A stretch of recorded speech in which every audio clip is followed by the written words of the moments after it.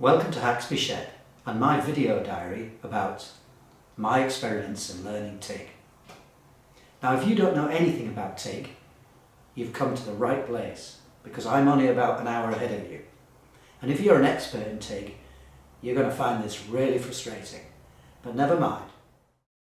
What I'm doing here is saying what I think is true based on my limited experience. Now next week I might learn something which tells me, oh, I was wrong about that.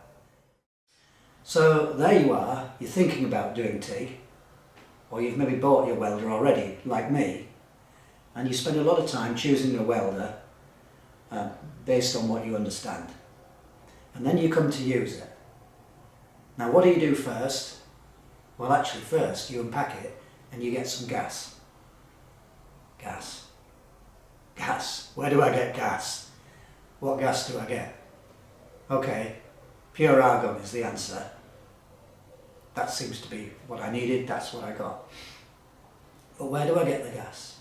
It's not very industrial around here. You know, I went to the supermarket, there was no argon. Anyway, I went to the local auto jumble. We're very lucky, we've got a really good auto jumble here, only about 10 miles away. And there was a guy with a truck and he had gas. So I took one of his leaflets, because I've done some research actually. Now, if you're in a commercial organisation, you probably rent your bottles, but if you're a small outfit or a hobby shop, you don't want to be paying rent on bottles. And there's some people that do bottles with deposits, but sometimes those deposits ebb away over time. So by the time you've had your bottle 3 years, I know it sounds a long time, but if you're in my setup, you might have a bottle 3 years. You've lost all your deposit. So I found another seller who had £55 deposit and about £55 for the gas for a 10 litre bottle, which is just behind my welder just there. So I went for that. Now their depots are spread all over our area, but there wasn't one within 20 miles. But luckily for me, the guy who has the truck lives very close to me, and so he dropped it off to my home. So I want to say, even something as simple as, well, let's get some gas, even that is a bit of a challenge if you've no experience and you don't have any industrial contacts. Anyway, so I got the gas. So then you try and do a bit of welding. Now, there's really good videos about TIG welding. Many of them are American. I only speak English, so I'm limited to videos in English. But they speak using different terms from the terms we use here in the UK. And I mean for the filler rods or for the metals. And that in itself becomes quite a challenge because you listen to them, you then go online, you try and buy what they're using, and guess what? Everything here is quoted in British standards. And there are at least 2 different British standards that apply, and then there are European standards. So even to make a simple choice like, oh, I'll just do a bit of steel plate welding, I'll just get a rod and do it. And then there's about 8 or 9 different types of rod to choose. And then you find none of those descriptions match anything I've seen on video. So let me give you an example. So here's a sheet from a local supplier catalogue here in the UK, SIF. It's a well-known brand. And one of my regular commenters, Bob, who's been very helpful, said to me, you can't go wrong with a Crown 8 rod. Okay, so I get on to, and he's in America, so I get on to Google, Crown 8 rods. Yes, I see them. Company called Crown, number 8 rod. But you can't buy those here in the UK, so you think, okay, I'll just look for a number 8 rod. Well, actually when I look at the spec, a number 8 rod is catalogued in the American Welding Society, I hope I got that right, HS84 Well, I can't buy those here either, not specifically by that name.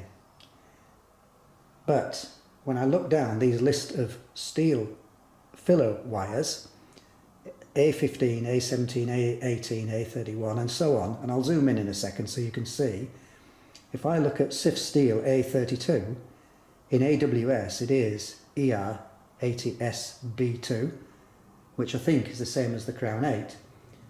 So the point I'm making here, the stuff you see on the, let's say, the American welding channels, because they tend to be the better ones if you speak English only, they're throwing these numbers at you, and as an absolute beginner, it's like trying to learn a different language and then convert it into British standard. Anyway, let me zoom in so I can show you what I was talking about. So there we are. We look down here for this A32, we can see AWS ER80SB2. But in British Standard 2901 it's A32. So we found our rod that Bob had referred to. The next question is, what size do I buy? Now I've just generally taken the advice that I've seen on the videos, which says, look, start with a 16th. Well, there's another thing, because if you're European, you don't say 16th, you say 1.6 mil. So you have to do all those conversions in your head. Only once, perhaps, only once until you get used to it. But as an absolute beginner, you don't know anything. So you're trying to figure it all out and do those translations. So what I was showing you there was a selection of rods for welding steel. You go through the same process for aluminium, stainless steel and bronze. Trying to understand there are so many different grades, and also when you're getting advice in one system, one set of standards, and translating that into what you can buy locally here. Anyway, so you get to a point where you've got your gas, you've got your welder, you've got some rods, you're going to have a go. You pick up the torch, and what happens? Well, you find out things like the cups here are numbered like 4, 5, 6, 7. But sometimes they're in millimeters. You look at charts, they're in millimeters. So then you have to figure out that the numbering system is in 16ths.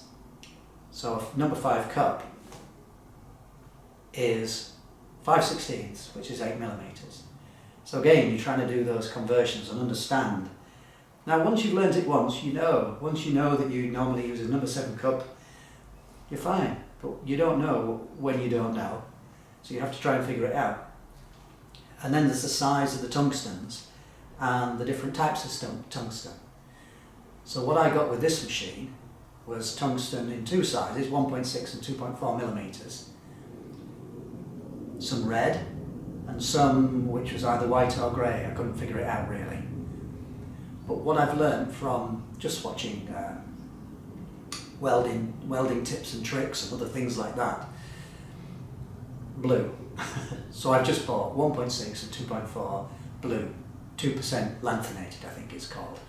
But the general feeling is, from what I've seen, stick to blue and it'll probably be okay. So you've got your tungstens in, you've got your cup on, now then you need to set your gas regulation. So maybe 5, maybe 10 litres per minute. And then you're ready to go, aren't you? Well, maybe, because you find out some practical things pretty quickly, which give you a lot of trouble. Even to the point where I thought, my welder's broken, it's just not working. So here's an example. This particular welder, like many others, has got something called HF start. And it creates a spark as you get close to the work. You press the trigger button, the spark jumps across and starts the arc. Simple, isn't it? So you set it up, there you go.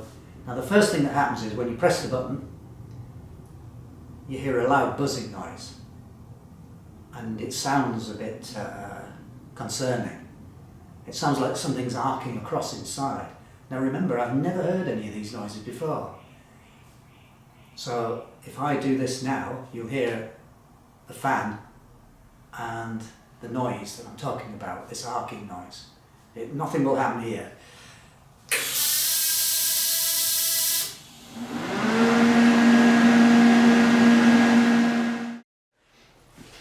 Okay, so you've pressed your button, you got that noise, you think you're ready to go, you bring it to your work, nothing's happening. Well, it's broken. Well, no, because you didn't turn the gas on. Now, I'm not saying it will never strike if there's no gas. I've got it to strike with no gas, with causing a big hole in my metal. But as a beginner, you don't know, and you don't realise that actually it needs the argon shield to strike the arc. Obvious? No, not really if you don't know. Okay, so you get your arc going, then what?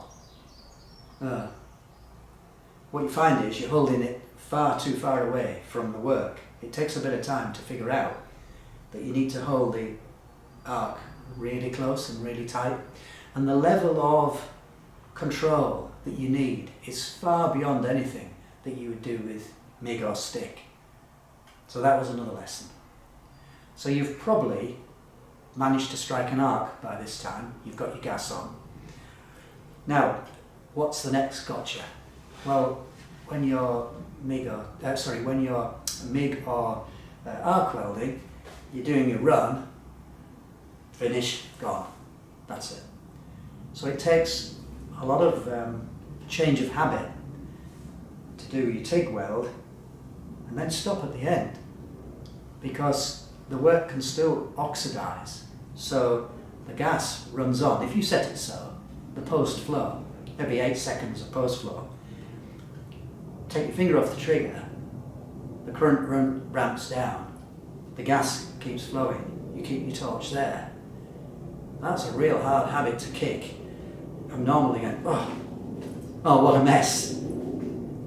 So that's another thing that gets you if you don't know anything. Anyway, I think I'm just about getting over those initial problems.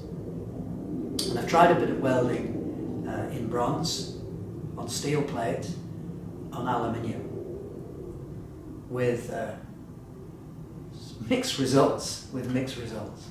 Let me show you. First, let's have a look at some steel plate.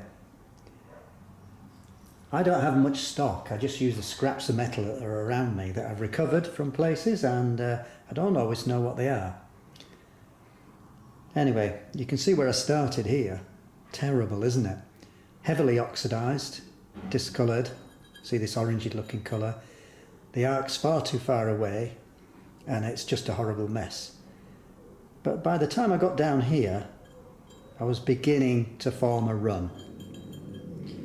Here's one where I forgot to turn on the argon gas. I did get it to strike. It just burnt a hole straight through the plate and melted the end of my tungsten, which was a 1.6 or a 16th. Okay, the next thing I tried, and that was an A15 rod, a plain straight mild steel rod, HS84 I think that would be, in AWS. The next thing I tried was a bit of bronze welding on this cast iron ring. And I found this really quite difficult because the melting point of the cast iron is about 1200 centigrade, I think. And the melting point for the rod was about 1000. And I don't think I had my shield set light enough. So I couldn't tell how hot this thing was getting. So one consequence was I melted that ring right through, look. Anyway, I managed to get a bit of a dribble going. That's a phosphor bronze rod. It's a SIF number 8, C11 in British Standard. It's copper with 7% tin. So having disappointed myself with that, I thought I'd try some aluminium.